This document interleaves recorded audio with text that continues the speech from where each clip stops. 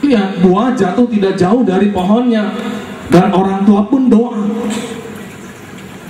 Maka walaupun saya dulu sangat pemalu, minderan, tapi ada doa dari orang tua supaya anak selamat, dan orang tua pun meninggalkan jejak yang baik. Anak pelan-pelan mengikuti jejak langkah orang tuanya. Makanya kalau ada saudara, ini sudah kami mati itu ya, kayak bapaknya itu, tapi suaranya kok kayak Abim, karena ini gitu. Wajahnya katanya kayak bapaknya gitu ya, jadi istrinya kayak ibunya, katanya begitu. Padahal mertuanya maafin. Kenapa coba? Seseorang anak itu akan terus melihat kelakuan ibunya, kelakuan bapaknya. Kalau bapak ibunya mampu menjadi panutan dan contoh, itu yang akan diikuti oleh anak. Orang tua terbiasa doa sebelum tidur, jangan kaget anak sebelum tidur dia duduk dulu menengadahkan kedua belah tangannya sambil berdoa. Siapa yang membiasakan? Ibunya, ayahnya. Anak membaca Al-Quran, terus dia baca. Siapa yang membiasakan? Ibu dan bapaknya yang menjadi contoh. Putri saya yang pertama, Pak, kalau ditanya, Bu, kakak mau jadi apa? Mau jadi artis Bandung. Kayak siapa? Saya pikir kayak bundanya, kayak Mulan Jamilah.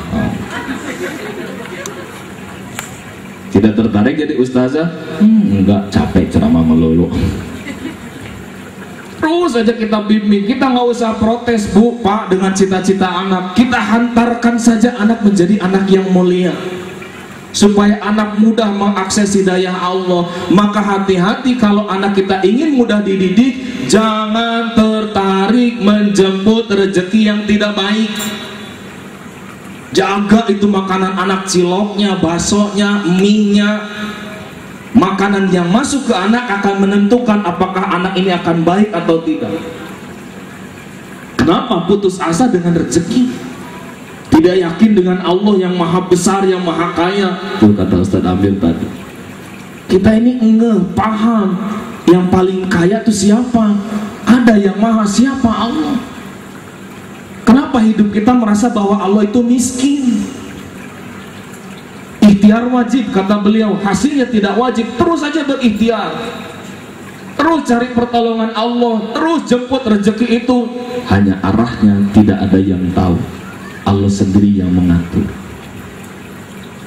Saya pun sama, Bu, Pak, terus dididik oleh orang tua. Bahkan pesan terakhir dari almarhum di kadeknya, ulah ribut, jangan meributkan warisan. Papa punya rezekinya, Sani, Hadi, Reza, Bagus, Bagja punya rezekinya. Cari, jemput. Allah maha kaya, apa yang didapat oleh papa nggak ada apa-apanya.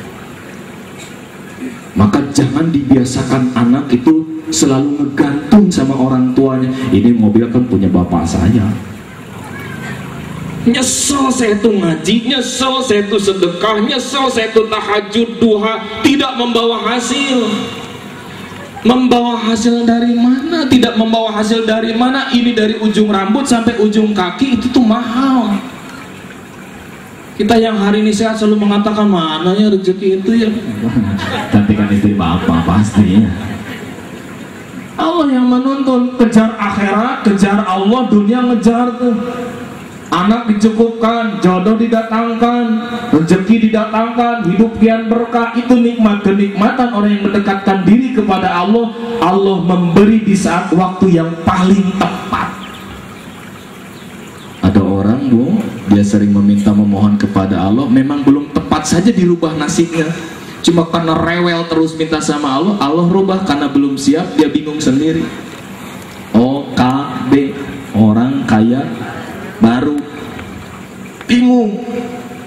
Bahkan ada yang tidak siap dengan kekayaannya, dia minta lagi kepada Allah, ya Allah tolong miskinkan lagi. Istri yang lain ingin ditemani perempuan yang, istri itu Sunda ya, Bu ya, ingin ditemani perempuan yang lain. Maka hati-hati kalau ikhtiar kita salah, ngedidik anak semakin pusing. Kayaknya udah benar ngedidik anak saya tuh, saya tampar, saya injak, saya guling-gulingin. Kemarin selama di mana itu di Bintaro, seruan.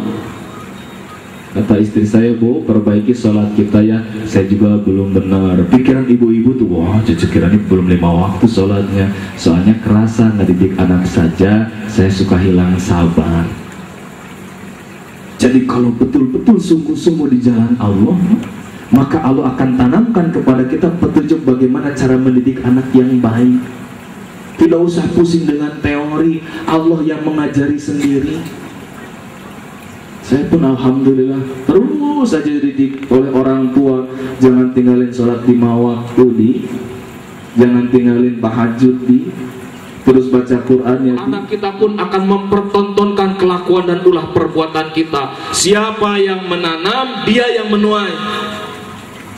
Maka taubat, segera minta ampun tuh, minta maaf kepada orang tua.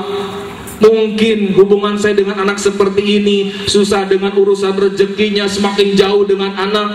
Saya dengan orang tua nggak nyambung. Satu tetes air susu ibu tidak bisa diganti dengan cara apapun. Satu tetes keringat si ayah yang bekerja tidak bisa diganti dengan cara apapun. Yang bisa kita lakukan sebagai anak, melakukan kebaikan demi kebaikan. Ridullah fi ridul walidain. Allah akan ridho kalau orang tua ridho. Dulu pun sama, saya mungkin begitu banyak keridoan dari kakek nenek. Ini waktu istri hamil pun sama, dah minta doa ke mama papa, minta doa ke mama. Terus dipakai meneng, sing sehat sing selamatnya inco mama teh ya, sing sehat sing selamat inco papa tehnya. Doa dari kakek neneknya. Dan kita terus berbuat baik kepada orang tua. Brojol sehat, brojol mudah dididik, brojol mirip bapak ibunya. Saya dulu, Pak, Bu, mudah-mudahan tidak jadi sum'ah, tidak menjadi sombong ya, ngeliat kelakuan almarhum dulu tuh, itu kayak menjadikan ibu tuh kayak jimat gitu. Apa-apa tuh ke Banten pulang, ke ibu lagi. Punya rezeki sedikit, ke ibu lagi pulang ke Banten. Pak, mau kemana deh? Ke Banten, ke ibu. Wah, suruh ganti baju semuanya. Ibu lagi, ibu lagi. Lagi ada masalah di kantor, tidur di samping ibu. Besoknya katanya selesai itu masalah. Sekarang ketulah. Apa-apa tuh? Mah, kemana? Ke Bali, Bali. Mah, kemana? Pengen TV gede, beli. Mah, kemana? Terus itu. Lama-lama teh, si bapak teh hidup di sini. Anak-anak tuh hidup apa yang disampaikan dan dicontohkan oleh almarhum. Jadi kalau kita ingin baik dengan anak, harus baik dengan orang tua. 3, siapa yang gagal hubungannya dengan orang miskin, maka jangan harap dia akan mudah mendidik anak-anaknya. Bakhil sama orang miskin, enggan bersedekah, susah memberi. Al-yadul ulya khairum minal yadis sufla. Tangan di atas lebih baik dari tangan di bawah. Maaf, jangan harap anak kita bakal punya kasih dan sayang. Orang yang memberi harus atas dasar kasih dan sayang, bukan berharap apapun. Sesama manusia harus memberi, harus perhatian, dan ini adalah perintah agama. Contoh dari Rasul, perintah langsung dari Allah. Ketika memberi pun maaf, tidak akan berkurang, bal yazdad bal yazid.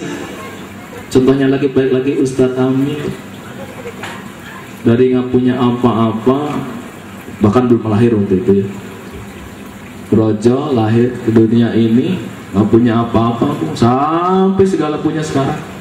Dari apa? Memberi. Bukan gini, dikasih mobil, kasihin lagi. Ada yang lagi yang ngasih. Punya uang, dikasihin lagi. Kalau dikasih ke istri, sudah dibalikin lagi nggak?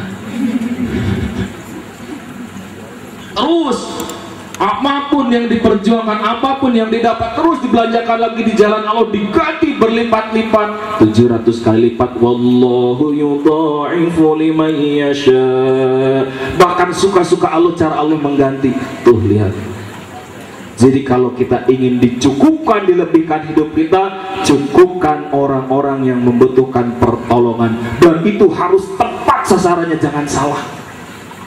Jangan salah memberi, cek, recheck, berikan kepada yang tepat, berikan kepada yang terbaik, dan yakin tidak akan berkurang. Saya pun dapat ilmu dari guru saya yang satu ini, Ustaz. Jadi beliau ini ternyata kenapa bertambah banyak, sering nyetor ke bank Allah. Bank manusia hari ini banyak yang ngebobol. Banknya Allah tidak ada yang berani membobol. Punya mobil, dikasih mobil sama Allah, dimasukin lagi ke banknya Allah. Dikasih uang, dimasukin lagi ke banknya Allah. Caranya apa? Bangunkan masjid, bangunkan musola, bangunkan istana anak yatim. Itulah cara kita menyimpan di banknya Allah. Simpan di banknya manusia, belum tentu kita bisa menikmati. Store